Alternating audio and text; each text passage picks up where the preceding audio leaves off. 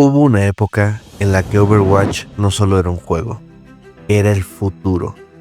Era el shooter que todos querían jugar, era el juego que todos querían copiar. Era el nuevo gigante de Blizzard, y en su tiempo parecía imposible escapar de él. Se encontraba en YouTube, Twitch, torneos, memes, cosplay, fanarts, en todo. Y sí, también en cierto tipo de búsquedas de internet, que todos sabemos que existieron, pero que nadie quiere explicar en voz alta porque YouTube nos está viendo. Overwatch no solo era un juego, Overwatch era cultura de internet. Pero entonces pasó algo raro. El juego que parecía destinado a tomar toda una generación empezó a perder fuerza. La comunidad se empezó a cansar y Blizzard empezó a prometer demasiado. Overwatch 2 llegó como la gran salvación y terminó convirtiéndose en una de las decisiones más cuestionadas de la compañía. Y ahora, años después, Blizzard está intentando decirnos algo. El rey ha vuelto. Pero la verdadera pregunta es, ¿de verdad volvió? ¿O solo estamos viendo a Blizzard intentando recuperar una corona que ya perdió? ¿Qué tal, mis amigos? Yo soy Cassian. Y antes de entrar de lleno al video, quiero decir algo bastante rápido. Gracias. El primer video del canal tuvo mucho más apoyo del que esperaba. Los comentarios, los likes, las suscripciones y el simple hecho de que se hayan tomado el tiempo de verlo significa muchísimo para mí. Estamos empezando, pero justamente esa es la idea. Construir poco a poco una comunidad donde podemos hablar de videojuegos, de historias raras de la industria, de caídas, regresos, polémicas y de todos esos juegos que nos marcaron para bien o para mal. Así que gracias por estar aquí desde el inicio. Y ahora sí, hoy vamos a hablar de Overwatch, de cómo pasó de ser uno de los juegos más importantes del mundo a convertirse en un símbolo de promesas rotas, y de cómo Blizzard ahora está intentando hacer algo muy curioso, quitar el 2 de Overwatch 2, para volver a ser simplemente Overwatch, como si el juego estuviera intentando regresar a casa. Pero para saber si el rey realmente puede volver al trono, primero hay que recordar por qué fue el rey en primer lugar. Overwatch salió en 2016, en una época donde los shooters competitivos eran muy distintos. Por un lado estaban los shooters militares, como Call of Duty, Battlefield, Counter-Strike, juegos donde en general lo más importante era apuntar mejor, reaccionar rápido y conocer los mapas. Y por otro lado estaba Team Fortress 2, que ya habían demostrado que un shooter por clases podía tener personalidad, humor y personajes reconocibles. Pero Overwatch llegó con algo diferente. No era tan serio como Counter-Strike, no era tan militar como Call of Duty, no era tan oscuro como otros shooters de la época. Overwatch era colorido, era rápido, accesible, competitivo, pero también bastante fácil de entender. Y sobre todo tenía algo que Blizzard sabía hacer extremadamente bien: personajes que parecían importantes desde el primer segundo. Tracer no era solo la chica rápida, era Tracer. Winston no solamente un tanque gorila, se había ganado el nombre Winston. Mercy no era solo la healer, era Mercy. Reaper no solo era el edgy con escopetas, bueno, sí era el edgy con escopetas, pero era el edgy con escopetas. Y ese era el secreto. Overwatch no te vendía solamente un shooter, te vendía un universo, un futuro optimista, un equipo de héroes, una fantasía muy clara. El mundo necesita héroes y tú podías ser uno de ellos. Por eso pegó tan fuerte. No solo fue popular, fue reconocido como uno de los juegos más importantes de su año, al punto de ganar Game of the Year en The Game Awards 2016. La genialidad de Overwatch era que entendió algo que muchos shooters no habían logrado resolver para el público masivo. No todos quieren ganar solo por tener el mejor aim. Existen jugadores que quieren proteger, otros van a querer curar, otros quieren tener un control del espacio, otros van a querer entrar a hacer caos y salir vivos por milagro. Y otros van a querer jugar Genji, fallar todos los shurikens, morir solos y luego escribir Team Div. Overwatch agarró ideas de los shooters, de los MOBA y de los juegos por clases, y las mezcló en algo que se sentía fresco. Tenía tanques, daño, soportes, habilidades únicas, ultimates bastante memorables, mapas con objetivos, composiciones de equipo. Y una cosa importantísima, casi siempre sentías que podías aportar algo. Aunque no fueras el mejor apuntando, podías tirar un escudo con Reinhardt, podrías revivir con Mercy, podías dormir a alguien con Ana, tal vez tirar una bomba con D.Va, podías salvar una pelea con un ultimate bien usada. Y encima estaba el Play of the Game. El Play of the Game era brillante, porque el juego convertía tus momentos más espectaculares en clips antes de que todos los juegos estuvieran obsesionados con generar clips. Overwatch entendía el internet, entendía el espectáculo, entendía que un jugador no solo quiere ganar, también quiere sentir que hizo algo increíble, algo grande. Y fue así como Overwatch explotó, no solo porque fuera bueno, sino porque era perfecto para el internet. Cada héroe tenía una silueta muy reconocible, una frase memorable, una personalidad clara, un diseño fácil de convertir en meme, fanart, cosplay o sticker de Discord. Blizzard lanzó cinemáticas que parecían trailers de película. La gente no solo quería jugar a los personajes, querían saber quiénes eran, de dónde venían, qué relación tenían entre ellos, qué había pasado con Overwatch, quién era Talon, qué estaba haciendo Doomfist, qué escondía Sombra. Y sí, también hubo polémicas, porque cuando haces personajes tan icónicos y tan atractivos visualmente, Internet siempre va a ser lo que Internet siempre hace. Fanarts bonitos, cosplays increíbles, memes, ships y luego la otra carpeta. La carpeta que nadie abre en computadora ajena. Pero fuera del chiste, eso demuestra algo importante. Overwatch había llegado a un nivel de fama donde sus personajes ya vivían fuera del juego. Y eso es algo muy poderoso. Eso es algo que muy pocos videojuegos logran. Pero con el tiempo, Overwatch empezó a mostrar grietas. Porque el mismo juego que era increíble en sus mejores momentos, también podía sentirse frustrante como pocos.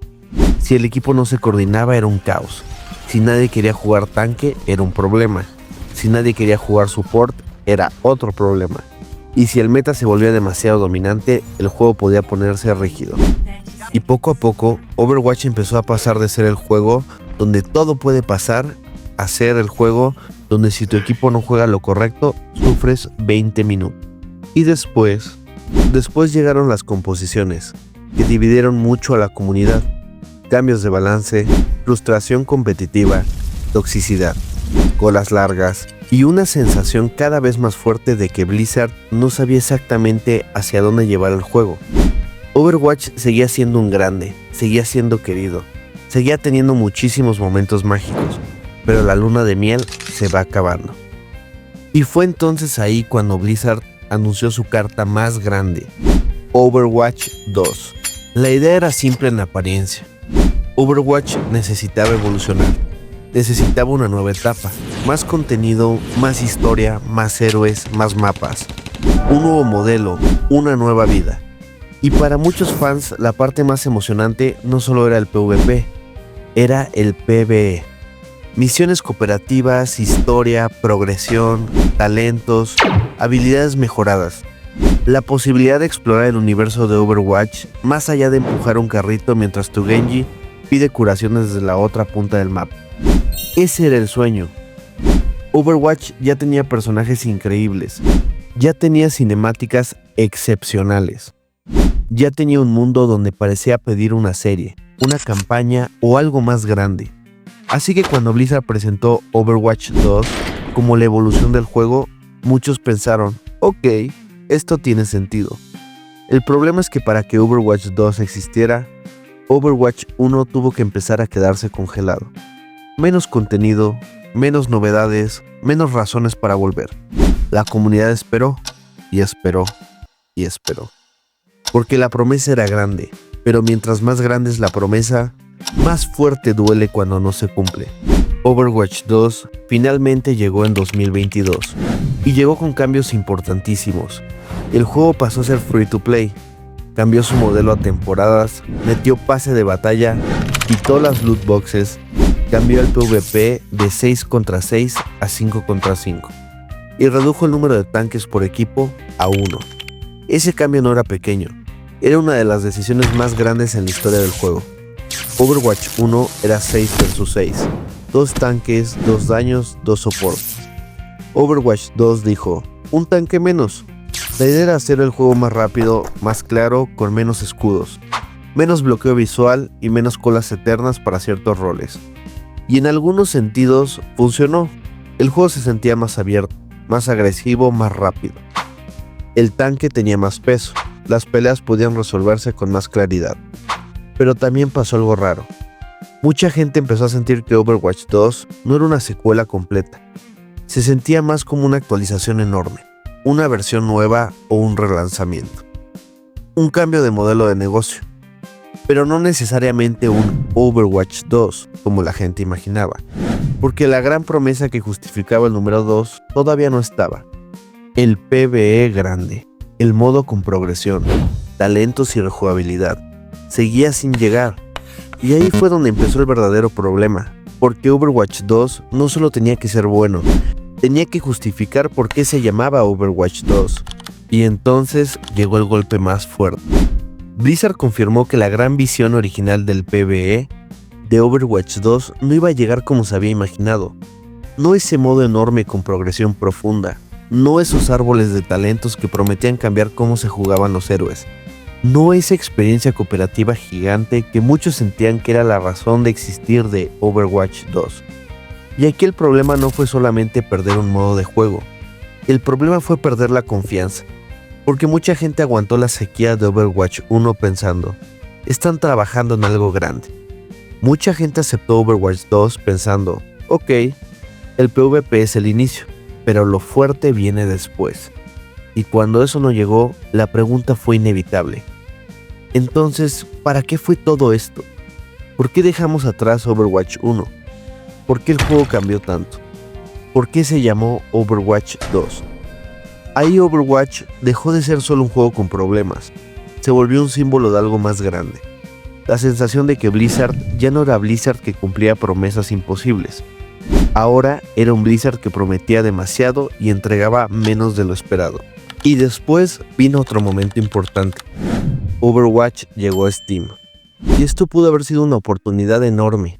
Más jugadores, más visibilidad. Más fácil para entrar. Pero también hizo que algo que ya existía se volviera imposible de ignorar. El enojo acumulado de la comunidad, porque Battle.net era como estar en la casa de Blizzard, pero Steam era plaza pública, y en la plaza pública la gente habla. La llegada de Steam mostró de forma muy visible que había muchos jugadores molestos, no necesariamente porque el juego fuera injugable, no necesariamente porque no tuviera cosas buenas, sino porque Overwatch se había convertido en una marca con demasiada historia encima. Cada cambio venía cargado de años de frustración. Cada skin cara recordaba el cambio de modelo. Cada promesa nueva recordaba las promesas viejas. Cada intento de una nueva era tenía que pelear con una pregunta. ¿Por qué deberíamos de volver a confiar? Y esa era una pregunta muy difícil para cualquier juego como servicio. Y fue en ese momento cuando llegamos a lo más curiosa de esta historia. Después de años de intentar vender Overwatch 2 como el futuro, Blizzard empezó a caminar de regreso. Primero, con nostalgia. Modos como Overwatch Classic que buscaban recordar cómo se sentía el juego original. Luego, con pruebas y regresos del formato 6 vs 6. Ese formato que muchos jugadores asociaban directamente con Overwatch 1. Y finalmente, con el cambio más simbólico. Overwatch 2 dejó de presentarse como Overwatch 2, volvió a ser simplemente Overwatch. Y eso dice muchísimo, porque quitar el 2 no solo era cambiar un logo, es mandar un mensaje, es decir, queremos que pienses en esto como Overwatch otra vez, no como la secuela polémica, no como la promesa fallida, no como el juego que reemplazó al original, sino como una plataforma viva, como un universo, como algo que puede seguir cambiando sin necesitar otro número. Y visto de forma positiva, puede ser inteligente. Overwatch nunca necesitó sentirse como una secuela tradicional. Necesitaba sentirse vivo, necesitaba contenido, necesitaba historia, necesitaba razones para volver. Pero visto de forma más dura, también puede sentirse como una admisión silenciosa. Quizá Overwatch 2 jamás debió de llamarse Overwatch 2. Entonces, ¿el rey ha vuelto? La respuesta honesta es, tal vez, pero no como antes. Overwatch sí tiene cosas a favor. Sigue teniendo personajes icónicos, sigue teniendo una identidad visual increíble, sigue siendo uno de los hero shooters más reconocibles del mundo. Y ahora Blizzard parece estar intentando hacer algo que debió hacer hace años: darle dirección. Más narrativa, más héroes, más eventos, más razones para que el juego se sienta vivo. Pero el problema es que el mundo ya no es el mismo. En 2016, Overwatch se sentía como el futuro. Hoy, Overwatch tiene que competir contra un mercado mucho más salvaje. Valorant, Apex, Fortnite, Marvel Rivals, otros juegos como servicio, otros shooters, otras comunidades y sobre todo contra algo mucho más peligroso: la desconfianza de sus propios jugadores. Porque recuperar a los jugadores es difícil, pero recuperar la confianza, eso es otro nivel. Overwatch fue el rey porque llegó en el momento perfecto, con los personajes perfectos, con la estética perfecta, con una idea que hizo que millones de jugadores sintieran que los shooters podían ser algo diferente. Pero cayó porque Blizzard dejó que esa magia se enfriara. Prometió una evolución enorme, cambió el juego, cambió el modelo, cambió la estructura. Y cuando llegó el momento de justificar el número 2, la respuesta no fue suficiente. Ahora, Overwatch está intentando regresar, no como Overwatch 3, no como una secuela, sino como algo más simple: Overwatch, el nombre que la gente amó desde el principio. Y quizá esa sea la jugada correcta. Quizá el rey no necesitaba una corona nueva. Quizá necesitaba recordar por qué la gente lo coronó. Pero una cosa es volver al castillo y otra muy diferente es recuperar el trono. Si crees que Overwatch todavía puede volver al trono, comenta: el rey volvió.